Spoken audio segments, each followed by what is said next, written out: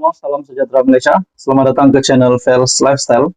Kembali lagi bersama di dalam channel ini melalui satu lagi topik panas. Kali ini keputusan mahkamah yang pasti mengejutkan Malaysia, menggemparkan Malaysia. Di samping jentera-jentera parti dari semua parti yang menghantar calon untuk bertanding pada pilihan raya negeri pada tahun ini, kita digemparkan pula dengan satu keputusan mahkamah yang pasti mengejutkan ramai. Dalam satu artikel dari Free Malaysia Today, FMT, yang bertajuk Gagal Hadir Siasatan, Pengarah Kekal di Penjara, dan Denda RM100,000. Wow, ini satu lagi keputusan mahkamah, satu lagi isu yang pasti menggemparkan rakyat Malaysia, terutamanya pemimpin-pemimpin politik di Malaysia.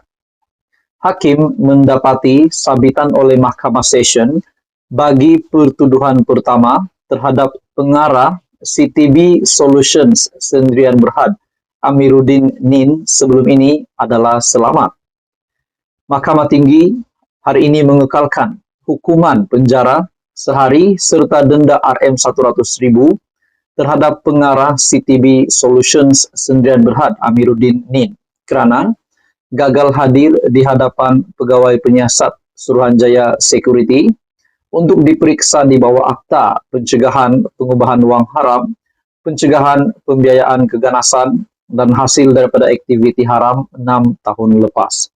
Bagi saya ini pasti mengejutkan Datuk Seri Anwar Ibrahim sebagai Perdana Menteri, mengejutkan Tun Mahathir sebagai bekas Perdana Menteri, mengejutkan Tan Sri Muhyiddin Yassin sebagai Pengerusi Perikatan Nasional. Hakim Muhammad Jamil Husin yang menolak rayuan Amiruddin yang berumur 53 tahun berkata, Mahkamah mendapati sabitan oleh Hakim Mahkamah Session bagi pertuduhan pertama adalah selamat kerana terdapat keterangan kukuh untuk mensabitkan perayu. Pada pandangan saya, Hakim bicara telah menggunakan budi bicaranya dengan betul dan tiada alasan untuk saya mengganggu dapatan hakim bicara yang mendapati perayu bersalah atas pertuduhan pertama dan mensabitkannya. Mahkamah mendapati kesalahan bagi pertuduhan pertama berjaya dibuktikan pendakwaan melampaui keraguan munasabah. Oleh itu, sabitan hakim bicara bagi pertuduhan pertama dikekalkan, katanya. Bagaimanapun, hakim itu mengetepikan sabitan dan hukuman bagi pertuduhan kedua dan ketiga terhadap Amiruddin. Selepas mendapati perayu tidak perlu dituduh dengan kedua-dua tuduhan itu, kerana ia berkaitan siasatan sama selain memerintahkan denda bagi kedua-dua pertuduhan yang dibayar dikembalikan semula kepada perayu.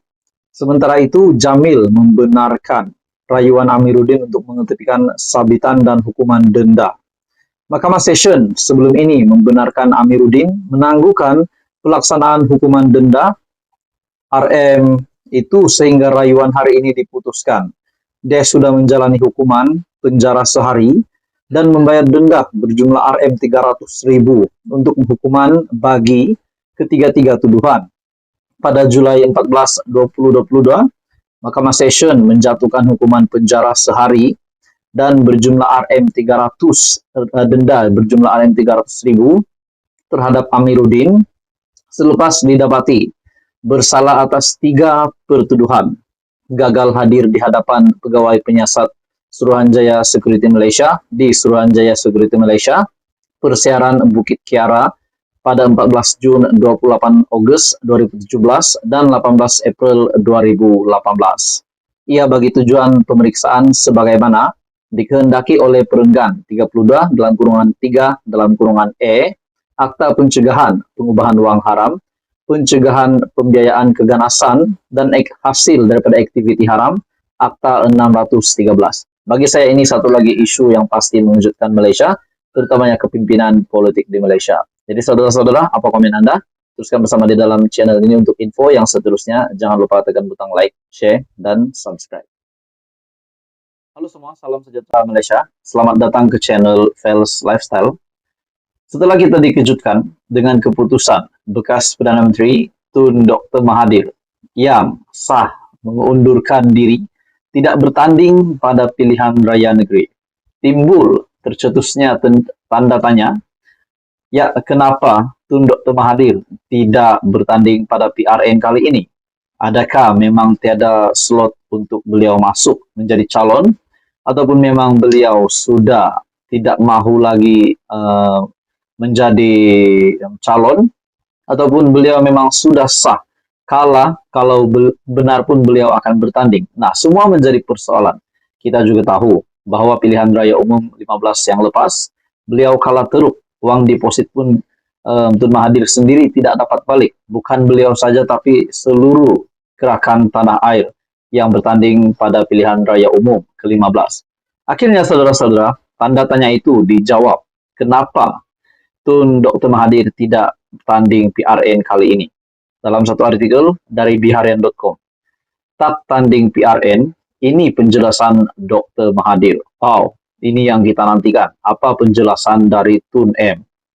Menjelang PRU 15 pada November tahun lalu, Tun Dr. Mahathir Mohamad pernah menegaskan beliau tidak peduli berapa lanjut pun usianya untuk bertanding mempertahankan kerusi Parlimen Langkawi.